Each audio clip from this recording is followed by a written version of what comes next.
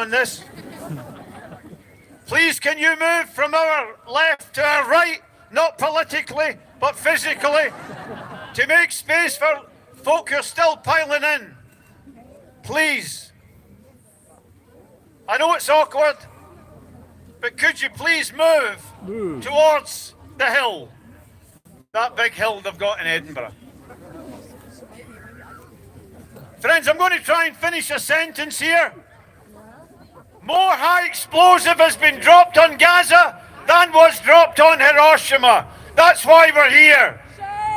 That's why we're here, because of genocide. When we came here, we marched past Barclays, financing the genocide. We marched past St Giles, the Church of Scotland. We've got a Church of Scotland speaker here today. No, we don't. There's none of them here. They've all kept quiet. Where's the speakers for the Catholic Church? None of them here. They've all kept quiet. So listen up, first speaker. Viva, viva, Palestina! Viva, viva, Palestina! Sorry, I've just been rebuked. Keep my hands to myself. Friends, our first speaker is somebody I know you want to hear. Nadia is a councillor from Dundee. Dundee that was in the van of building solidarity in Scotland when it was not so easy. Nadia is here to address you. She's a councillor. She's also got the ear of the First Minister. Please, a big hand.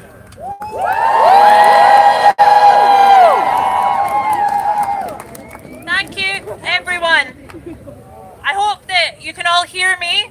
And I'm sorry, I'm going to be using my phone because I'm so heartbroken. I'm so heartbroken. I don't think this is working. It is! It's working? Yeah! I'm so heartbroken, words escape me. So I don't like to use notes, but today I will. Thank you, every single one of you for being here. My family are in the Gaza Strip right now under the worst possible circumstances. And to know that you're all here in the streets makes them feel less alone. But most importantly, when the generations after us come and ask you, what did you do when a nation was stolen and slaughtered, that you all stood for humanity. Because we will be asked. This is a war against the Palestinian people, and UNICEF calls it a war against children. Israel has one of the most advanced armies in the world, and they sell their weapons because they are combat tested on the Palestinians. They told us they didn't bomb a hospital, and then they bombed multiple. The world said, do what you need to do. They told the world that Hamas command center was under Shifa, and the world said, do what you need to do. Now they tell you that it's in Khan Yunis, and the world says, do what you need to do. Don't trust the Israeli government that they are not taking Gaza, because they're doing it right now. They have annihilated the north, displaced millions, and murdered thousands, leaving babies to rot. I was so happy when I saw the innocent Israeli hostages released. And then I saw the Palestinian child prisoners.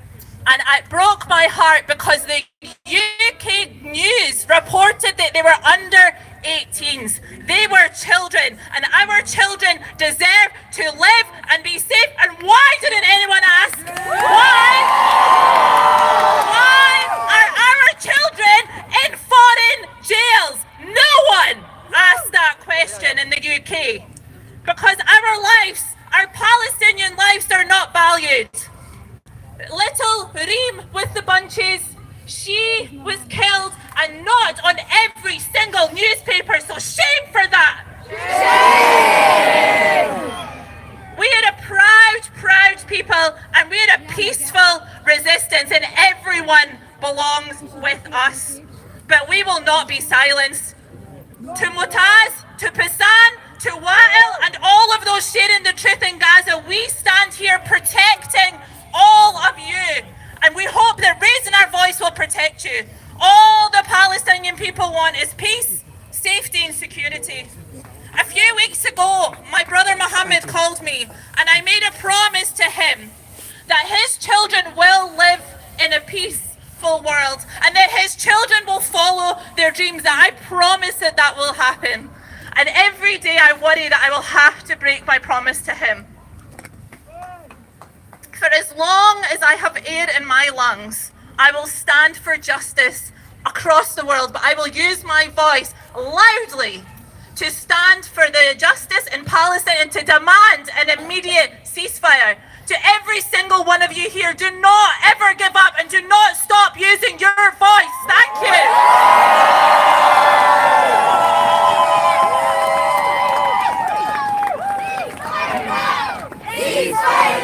Friends, the next speaker, the next speaker is Hajar Ibrahim. She's from Gaza. She's from Gaza. She's active politically in solidarity here at Edinburgh University.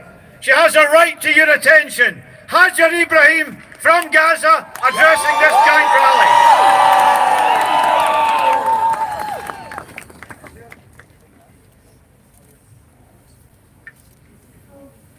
Palestine is the last front to 19th century colonialism.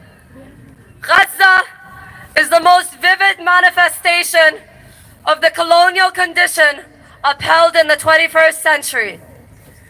Every day we are facing a coordinated effort to normalize this genocide and the colonial occupation. This is an ethnic cleansing campaign on all of Palestine. The Nakba has never ceased. It is a structure, it is ongoing. It is each Palestinian silenced here.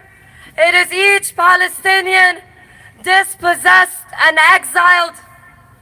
Each Palestinian forbidden to return. It is each Palestinian never allowed to return, born generation after generation in the dense concrete slabs of refugee camps within the land itself and scattered all over the world. It is each Palestinian incapacitated in the occupied territories by Israel. It is each Palestinian killed. It is each Palestinian imprisoned, blindfolded, and raided, stolen from their homes. It is each Palestinian subjugated. Zionism is a colonial ideology. It is based on racial elimination. It is not the time now to moderate the language of Palestinians, which has long been held as a common truth to us. We have every legitimate right and duty to resist an illegal occupation. The colonial mentality, its symptoms of apartheid and genocide and collective punishment. We redefine victimhood. Palestinians are unbreakable, held together by an indestructible sense of shared destiny. Maybe this is why the land is holy. This is why على هذه الأرض ما يستحق الحياة. We are at the front of a national liberation struggle and nothing less than. Resistance is the deepest form of love. Resistance means liberation. Liberation means that love and freedom can finally be wholly felt and held. It is dishonest that the West has compiled lies that deprive Palestinian men a space to thrive, as deep, dynamic, and kind. You've reduced them to violent and criminal so that it's so much easier for you to call them radical. But we have in us a type of conviction that can never break. We have in us a longing for freedom that even death cannot take. We have life as much as all of the universe is multiplied, and we redefine liberation in the 21st century. The temporary ceasefire that never was in effect anyways ended yesterday. I guess ceasefire for the occupier means execution on a mass scale has been postponed for the nth time. Ceasefire for the occupier screams, wait to die more. Ceasefire for the occupier meant taking more Palestinians hostages in their prisons than they have released over the truth. Ceasefire for the occupier means leaving premature babies to rot in Al-Rantisi hospital after besieging it and evacuating all its staff.